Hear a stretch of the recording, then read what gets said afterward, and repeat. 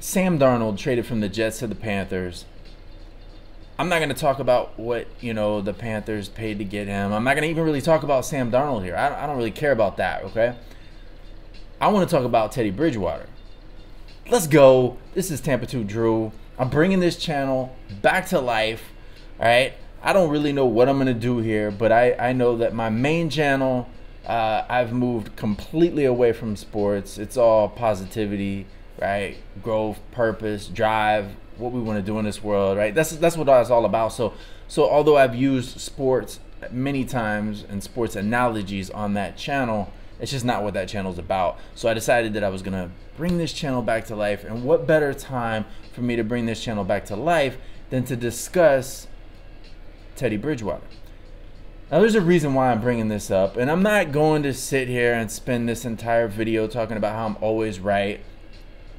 Really what this is about is the fact that these talking bobbleheads all over the internet, all over ESPN, Fox, whatever, that they're just absolutely, they're mind-bending sometimes when I listen to them.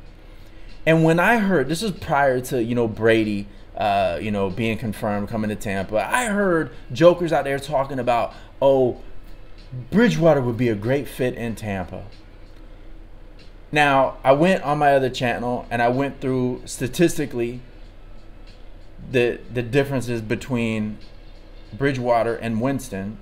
And although all I kept hearing was how Bridgewater was such a game manager and that he wasn't going to turn the ball over like Winston, when you actually amplified his stats to equal Jameis Winston, right? Because he hadn't played in as many games, he hadn't thrown in as many passes, but when you amplify them, right, to match up with Winston, it was ridiculous how similar they were.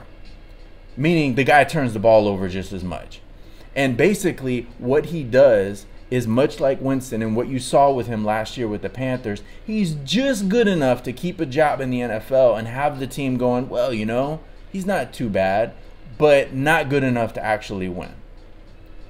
And that's horrible. That's one of the worst things you can have in a quarterback, is somebody who just is good enough to where you think you might have a chance at winning, but you never win. And that's what happened all year long last year with the Carolina Panthers. Even against the Bucs, when you watch them play the Bucs, it was like, yeah, all right, there's a few good plays here, and then nope. And one of the reasons why I stopped making videos, why I really didn't talk sports as much, well, for a couple of reasons. One, I really get into press conferences. I love talking body language. I love talking things outside of the X's and O's. There are guys on the internet, there are guys, right, that you go on YouTube that are breaking down, right, the all 22s and just like going bananas with it.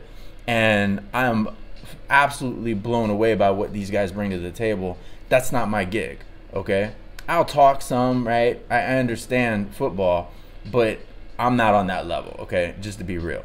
But what I do love is I love body language. I love talking, like, press conferences. I love the off the field stuff. When we get into personality types, I'm big into the zodiac, so I love talking. You'll hear me talk about pretty much every player, coach, what their birthday is, their sign, how that equates to the way that their personality is, because I'm just weird like that. That's what I do. I don't really care.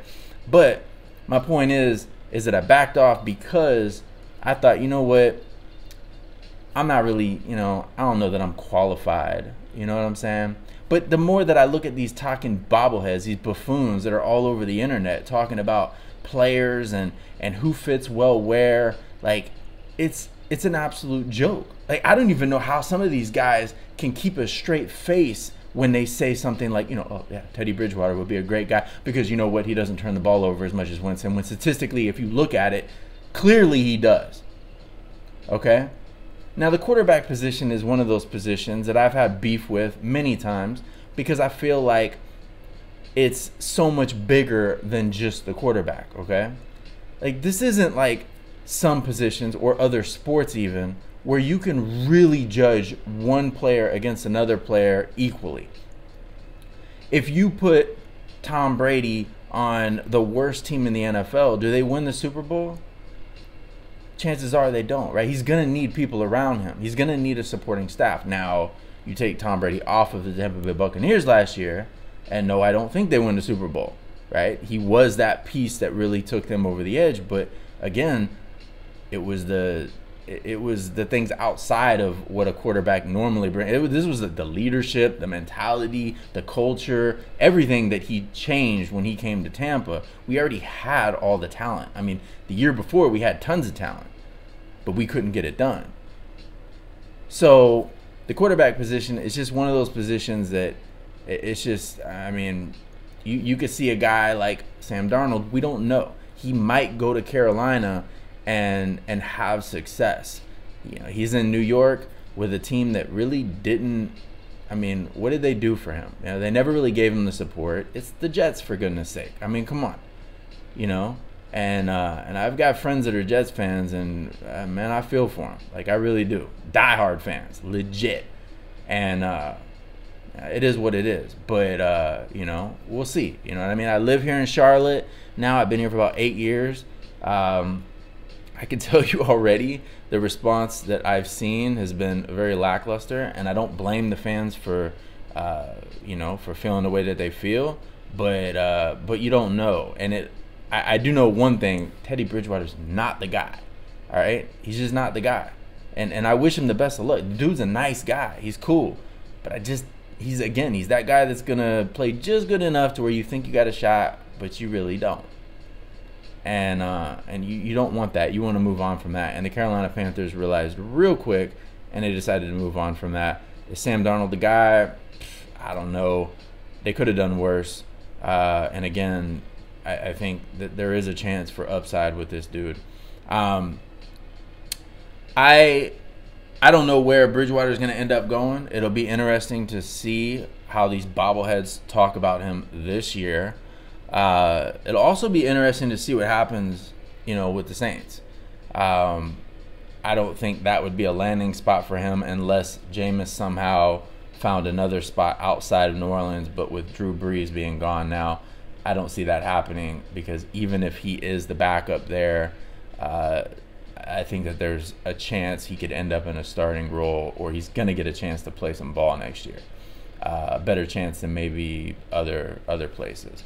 But we'll see. Who knows? So I don't know what's going to happen with Bridgewater. We'll see. But he's not coming to Tampa, that's for sure. Or if he did, he would obviously be a backup, and I don't think we're really open for that right now. I don't think we need that. So I'm not really worried about it. My point is, it's just comical sometimes when I see people, these so-called experts, and they talk about this kind of stuff. So anyways, like I said, I'm bringing this channel back to life. I hope that you join me. We'll see what I get into, and I'm really hoping this whole mask nonsense goes away, because that's where I really like to break down the press conferences, and the way that these meetings have been, these press conferences, you know, everything's just kind of like singular, one-on-one. You know, they're being interviewed like through a camera. People are like off-site, and it's kind of hard to break down body language when all you're getting is a face with a mask covering them up. Nevertheless, or regardless, I will try my best to get into some of that stuff, because honestly, that's what I really dig. I love getting into that. Man, especially when Dirk Cutter was the offensive coordinator for the Bucs. Those were some good times.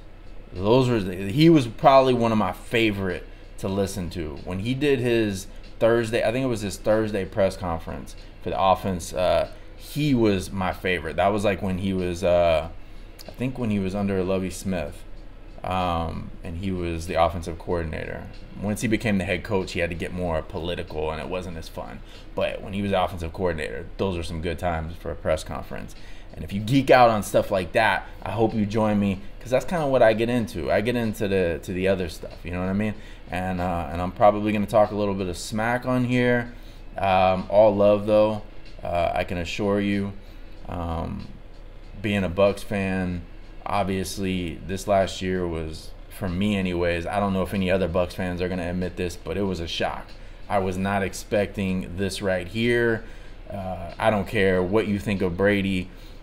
I think he's the greatest, but I never would have thought in a million years that this guy would have came to Tampa and that it would have worked out the way that it did. With COVID, no, training camp really. I mean, no, it was just the whole beginning of the season to learn the system, to get everything going. I didn't expect it to happen. So obviously I'm happy with the result. But I'm a Bucks fan, and you know, it took like 18 years since the last time I got to enjoy one. So I really didn't have high expectations. But obviously I was pleasantly surprised with the outcome. So, but I won't just talk Bucks on this channel. I like to get into a lot of stuff. If it's press conferences, stuff like that, you are primarily going to see me talk Tampa Bay stuff, because those are going to be the press conferences that I focus on. But everything else that I'm going to get into, I'll be all over the place. And I probably won't always have my gear on, but maybe I will. Who knows? Anyways, until next time, as I say on my other channel, I'll keep grinding. I'm going to keep moving forward. I always trust the process. I'll talk to y'all later. I am out.